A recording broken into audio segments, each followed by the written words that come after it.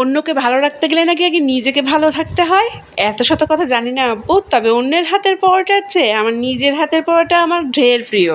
অনেকে আবার বলবেন নিজের গুণ নিজেই গাইছি, তবে যে যাই বলুক না কেন তাতে আবার কিচ্ছু যায় আসে না। আমার নিজের হাতের পরোটা আমার বেশ ভালো লাগে। দেখতেই পেয়েছেন আটার সাথে আমি মিশিয়ে নিয়েছি লবণ এবং দিয়েছি তাতে কিছুটা আজওয়াইন।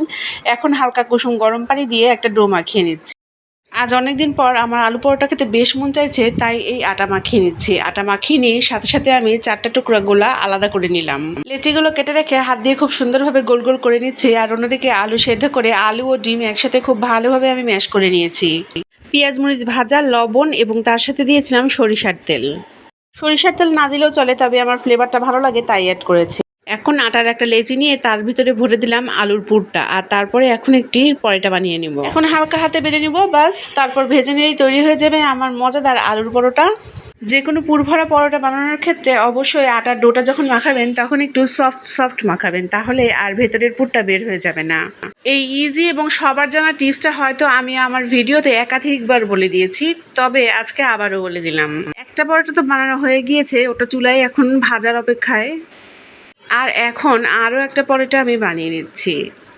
প্রথম যখন আমি এই পুর ভরা পরোটা বানাতাম তখন আমার পরোটার পুরগুলো পরোটার ভেতরে কম, বাইরেই সবচেয়ে বেশি থাকতো। তারপরে অনেক দিন চেষ্টার পরে এর কাছ থেকে ওর কাছ থেকে টিপস নিয়ে তাদের সাথে বসে বসে পরোটা বানিয়ে তারপরে আমি শিখে নিয়েছি এই পুর ভরা পরোটা। এখন আর আগের মতো ভুল হয় না। এখন আমার পরোটার পুর পরোটার মধ্যেই থাকে।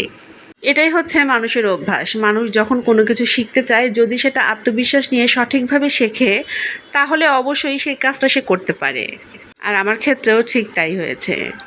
তবে জীবন চলার পথে এখনও অনেক শেখার বাকি আছে। আমি আরও শিখতে চাই এবং আরও পারফেক্ট হতে চাই। কথা বলতে বলতে মজাদার ও লোভনীয় আলুর পরোটা একদম তৈরি হয়ে গিয়েছে। আমি একটা পরোটা ভেজে প্রথমেই উঠিয়ে রাখছি প্লেটে এবং তারপরে আরেকটা পরোটাও ভেজে নিব।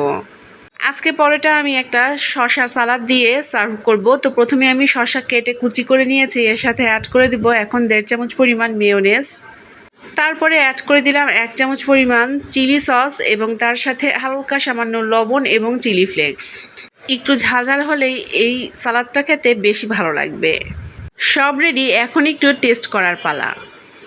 আমার কাছে তো এই পরোটাটা খেতে অনেক ভালো লাগে। আর আপনারাও কিন্তু এই আলু ও ডিমের পরোটা ট্রাই করবেন আর আমাকে অবশ্যই জানাবেন যে আপনাদের কেমন লাগলো।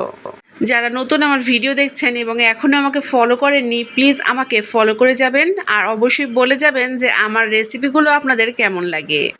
আজকে তাহলে এখানেই বিদায় জানাচ্ছি। কথা হবে আবারও আগামী ভিডিওতে। সবাই ভালো থাকবেন, সুস্থ থাকবেন এবং আমাকে আপনাদের দোয়ায় রাখবেন। আল্লাহ হাফেজ।